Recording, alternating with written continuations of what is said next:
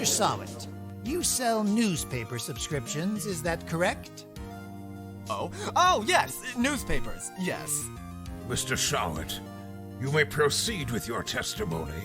Please tell the court what you saw on the day of the murder.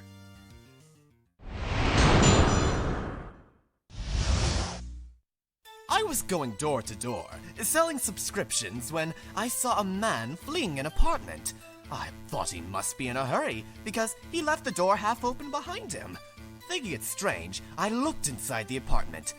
Then I saw her lying there, a woman, not moving, dead! I quailed in fright and found myself unable to go inside. I thought to call the police immediately. However, the phone in her apartment wasn't working. I went to a nearby park and found a public phone. I remember the time exactly. It was 1 p.m. The man who ran was, without a doubt, the defendant sitting right over there! Larry, why didn't you tell the truth? I can't defend you against a testimony like that! Incidentally, why wasn't the phone in the victim's apartment working? Your Honor, at the time of the murder, there was a blackout in the building. Aren't phones supposed to work during a blackout? Yes, Your Honor. However, some cordless phones do not function normally. The phone that Mr. Sawit used was one of those. Your Honor, I have a record of the blackout for your perusal. Very well, then. Now, Mr. Wright, you may begin your cross-examination. All right, Wright. This is it. The real deal. What exactly am I supposed to do? Simple. You expose the lies in the testimony the witness just gave. Lies? What? He was lying? Your client is innocent, right? Then that witness must have lied in his testimony. Compare the witness's testimony to the evidence at hand. There's bound to be a contradiction in there. Just find it and rub it in the witness's face. All right.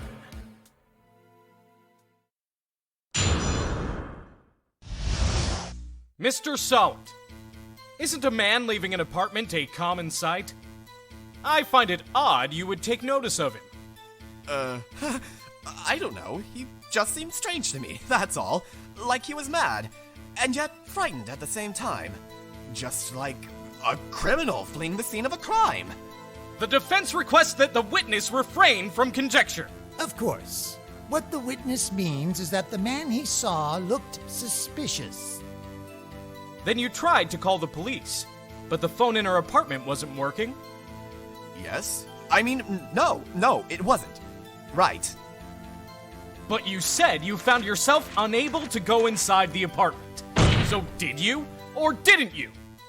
Oh, that? I can explain that. There was a cordless phone on a shelf in the entranceway. I reached inside and tried using that to call the police. And the phone wasn't working, correct?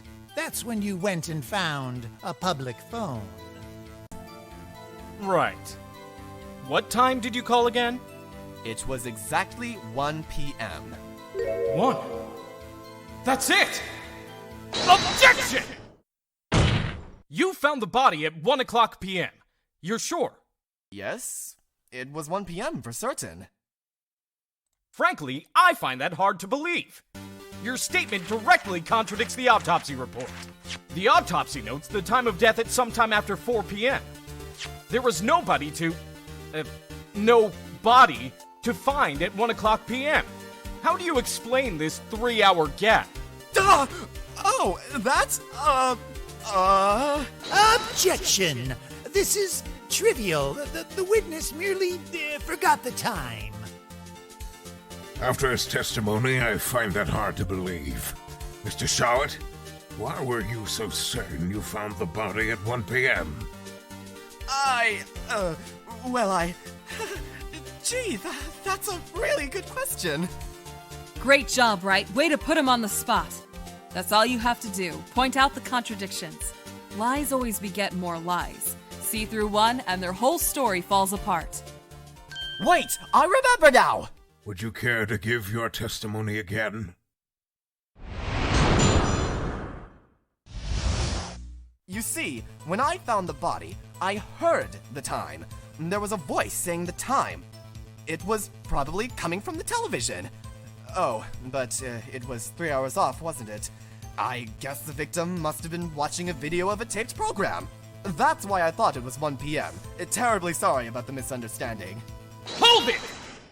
The prosecution has said there was a blackout at the time of the discovery. And this record proves it. Ah! You couldn't have heard a television or a video. The defense has a point. Do you have an explanation for this, Mr. Shawat? No, I find it quite puzzling myself. Quite. Wait, I remember now.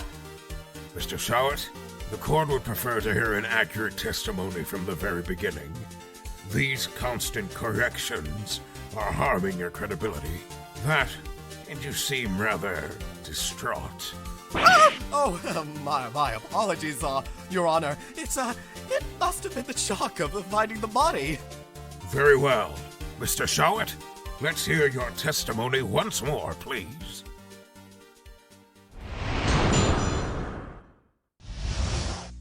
Actually, I didn't hear the time. I saw it. There was a table clock in the apartment, wasn't there?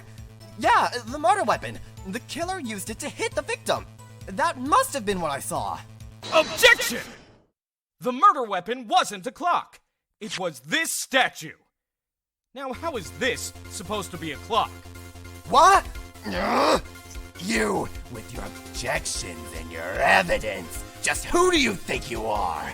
Just answer the question, Mr. Sawit. Hey, I saw it there, okay? That's a clock. Your Honor, if I may. Yes, Mr. Payne? As the witness stated, the statue is indeed a clock.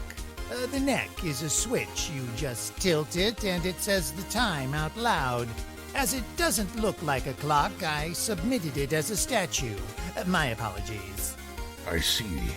So the murder weapon was a table clock after all. Well, Mr. Wright, it appears that the witness's testimony was correct. This is a clock. Do you have any problems with his testimony now? Your Honor, there is a gaping hole in the witness's testimony. The only way he could have known the weapon was a clock is to hold it in his hand. Yet the witness testified that he never entered the apartment. Clearly a contradiction.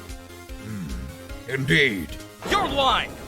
You were inside the apartment on the day of the murder. Oh yeah? Prove it. Prove I went in there. I'll do better than that. I can prove you were the one who killed her. You struck her with the clock, and the shock of the blow triggered the clock's voice. That was the sound you heard. Order in the court! Intriguing. Please, continue, Mr. Wright. Yes, Your Honor. Mr. Sawit, the sound must have left quite an impression on you. Understandable, since the murder weapon spoke just as you hit the victim. That voice was burned into your mind. That's why you were so certain about the time. Objection! What's the meaning of this? This is all baseless conjecture. Baseless? Just look at the witness's face. Would the witness care to elaborate? Did you strike the victim with the clock? That day, I never, look, the clock, I heard, no, I mean, I saw,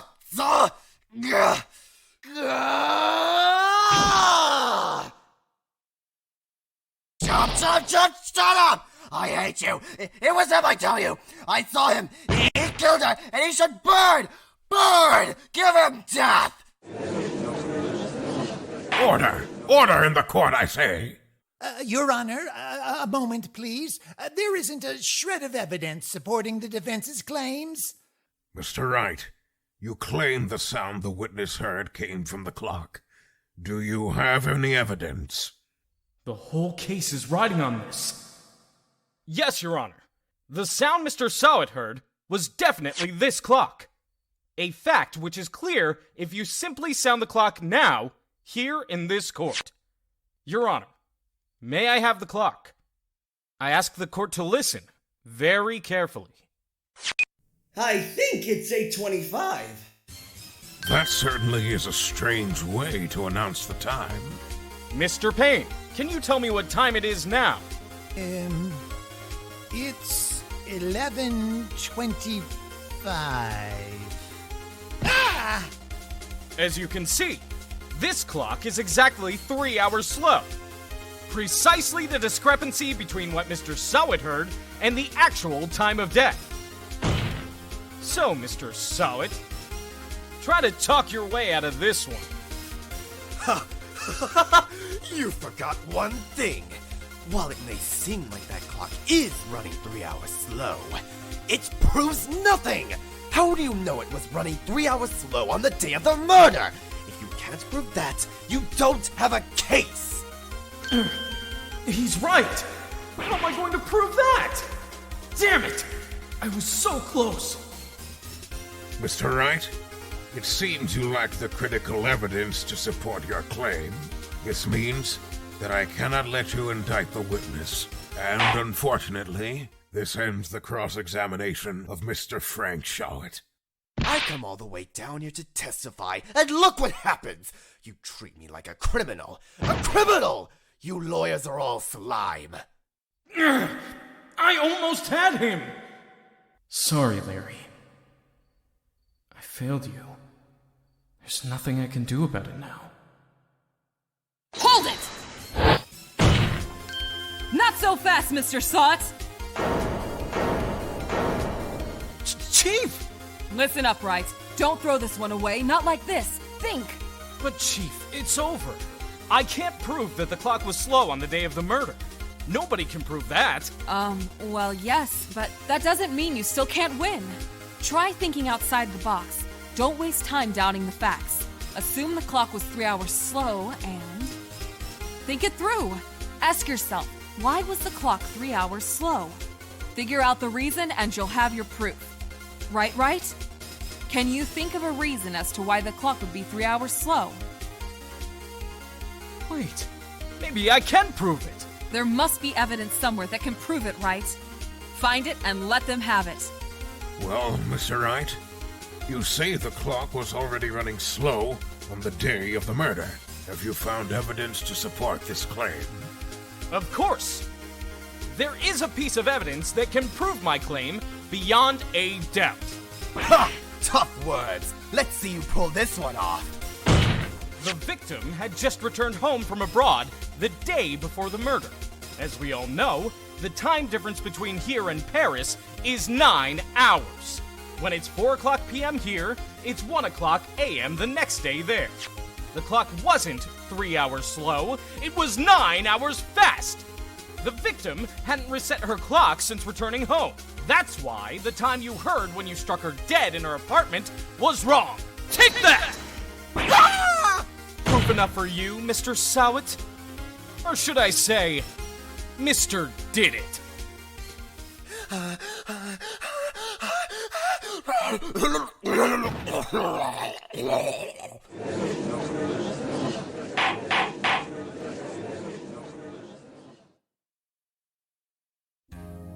Well, this case has certainly turned out differently than we all expected. Mr. Payne, your witness.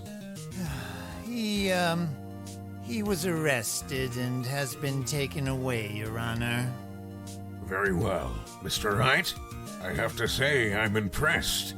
I don't think I've ever seen someone complete a defense so quickly and find the true culprit at the same time. Thank you, Your Honor. At this point, this is only a formality, but this court finds the defendant, Mr. Larry Butts, not guilty. And with that, the court is adjourned.